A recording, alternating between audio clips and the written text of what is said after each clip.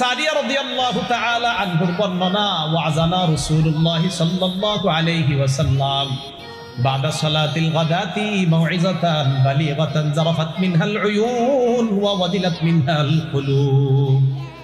সাহাবা ইরবাদ ইবনে সারিয়া বলেন, একদিন ফজরের নামাজের পর আল্লাহ নবী আমাদের সামনে ভাষণ দিলেন, খুতবা দিলেন। ফজরের নামাজের পর আল্লাহ নবী ওয়াজ করলেন। ওয়াজের মধ্যে এমন একটা ওয়াজ নবী করলেন যে ওয়াজ শোনার পর সাহাবাদের চোখ দিয়ে পানি পড়া শুরু হয়ে যায়, সাহাবাদের অন্তর প্রকম্পিত হয়ে যায়, অন্তর আল্লাহর ভয়ে কাঁপা শুরু হয়ে যায়।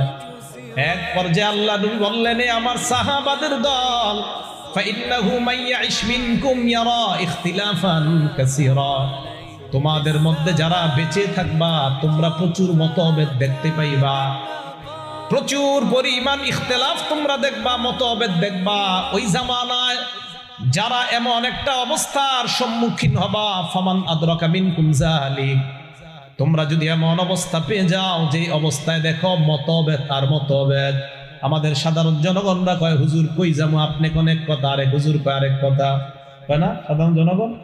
আল্লাহ নবী কয়, ফাআলাইহি বিসুন্নতি ওয়া সুন্নাতিল খুলাফাইর রাশিদিন আল মাহদিয়িন, ওই ব্যক্তি যেন আমার সুন্নাত আর আমার খোলাফায়ে রাশেদার সুন্নাত আঁকড়ে ধরে।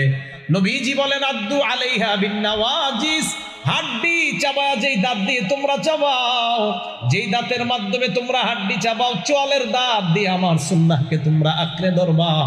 খোলাফায়ে রাশেদা ওই সাহাবাদের সুন্নতকে তোমরা আঁকড়ে ধরবা। ইবনে মাজার 42 নম্বর হাদিসে নবী বলেন, আলাইকুম বিসুন্নতি ওয়া সুন্নাতিল খুলাফাইর রাশিদিন আল মাহদিয়িন, তামাসসাকু বিহা ওয়া আদ্দু আলাইহা বিন নওয়াজিজ। আল্লাহ নবী বলেন, যখন প্রচুর মতভেদ দেখবা তখন তোমাদের কাজ হলো আমার সুন্নাত আঁকড়ে ধরা, আমার সাহাবাদের সুন্নাত আঁকড়ে ধরা। আমাদের মধ্যে মতভেদ। জুমার নামাজের আজান কয়টা? এক দল কয় একটা, আর এক দল কয় দুইটা।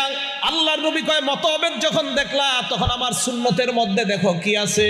ইবনে মাজার 42 নম্বর হাদিসে আল্লাহর নবী জানায় দেয়, মতভেদ যখন দেখবা আমার সুন্নত আর আমার সাহাবাদের সুন্নত আঁকড়ে ধরবা। খোলাফায়ে রাশেদার একজনের নাম হলো উসমান গনি রাদিয়াল্লাহু তাআলা আনহু।